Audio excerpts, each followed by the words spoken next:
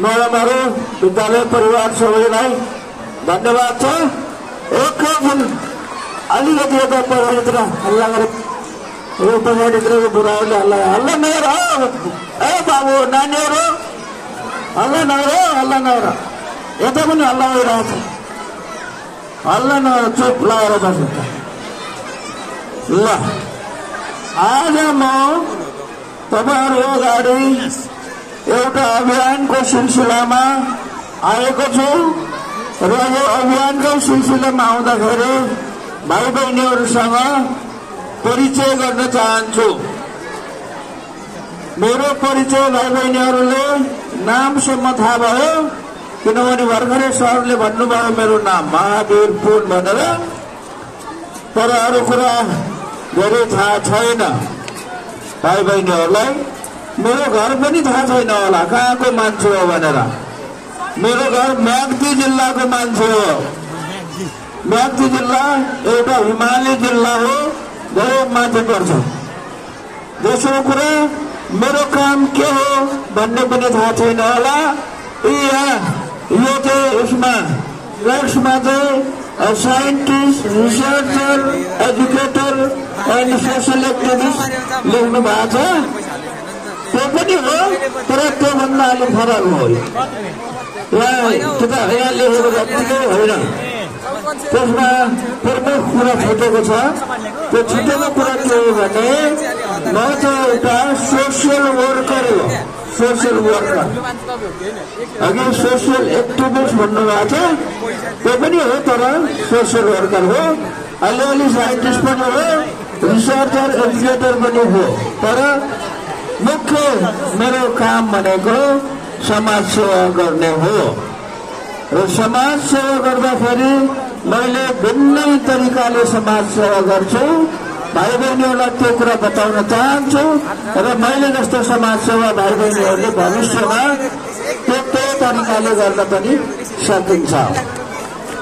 र मैले गर्ने समाज सेवामा मैले साइन्स एन्ड टेक्नोलोजी, ल सुन, साइन्स एन्ड टेक्नोलोजीलाई प्रयोग गरेर समाज सेवा गर्छु।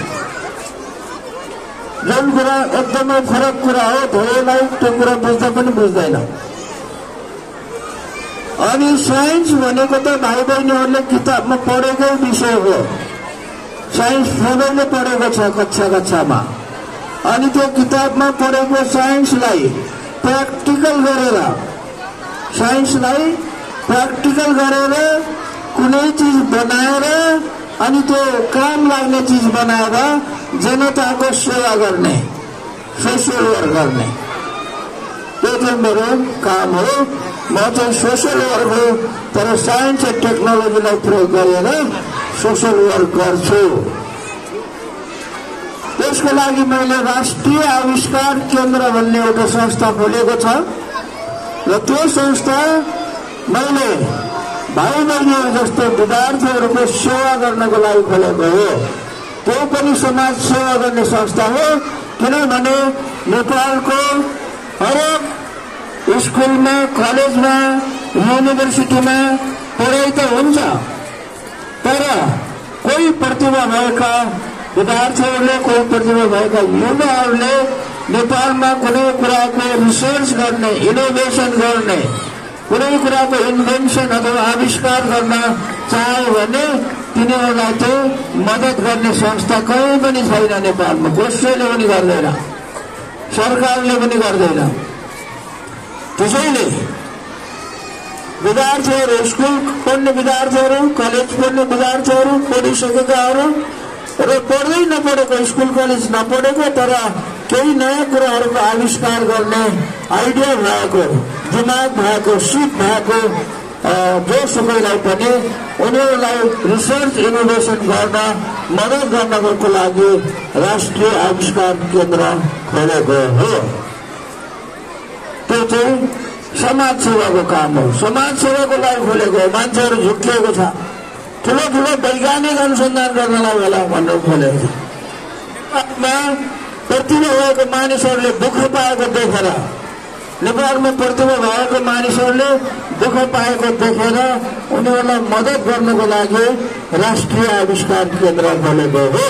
यो कुरा भयो उनीहरूले सम्झे र तिमीहरूले पढ्दै जाँदाखेरि भोलि त्यो ठाउँमा आएर अहिले आयो भने हुन्छ, अहिले आयो भने कुनै नयाँ आइडिया ल्याएर कुनै चिज बनाउने आइडिया ल्याएर अनि त्यो बनेको चिज राम्रो चिज हो भने राष्ट्रिय आविष्कार केन्द्रले मद्दत गर्छ। र अहिले चाहिँ म एउटा किताब बेच्दै आएको छु। खै किताब यहाँ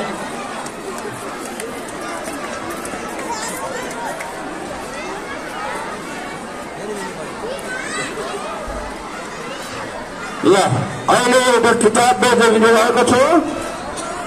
यो किताब बेचेर पैसा जम्मा गरिरहेको छु।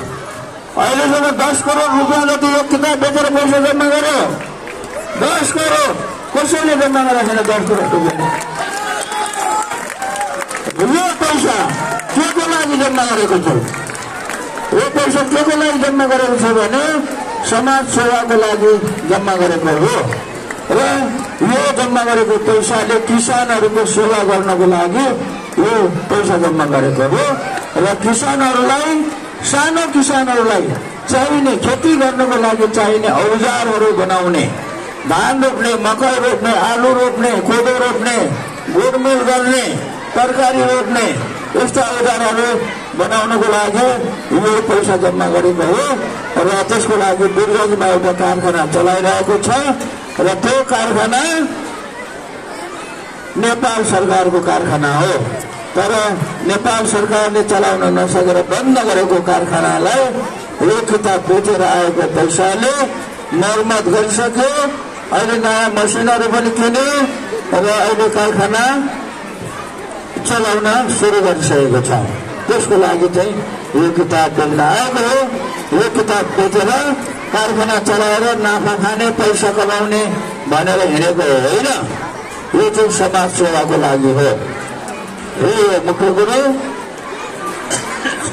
र यो किताबमा मैले मेरो अटोबायोग्राफी लेखेको छु, मेरो बाल्यकालदेखिका कुराहरू लेखेको छु र मैले गरेको सङ्घर्षको कुराहरू लेखेको छु।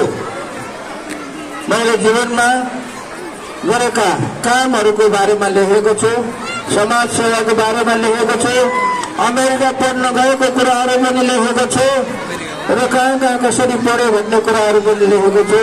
र यो किताब मैले विद्यार्थीहरूको लागि लेखेको हो, विद्यार्थीहरूको लागि लेखेको हो।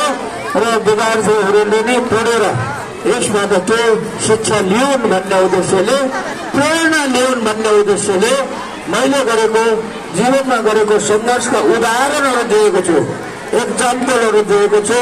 यो किताब विद्यार्थी भाइ बहिनीहरूले पढ्नु होला। स्कुलमा चाहिँ शिक्षक शिक्षिका साथीहरूले र अभिभावकहरूले आफैले किनेर पढेर आफ्नो छोराछोरीलाई र विद्यार्थीहरूलाई बेला बेलामा यहाँ भएका प्रेरणादायक कथाहरू सुनाइदिनु होला। ल धेरै हल्ला हो, केही फाइदा भएन।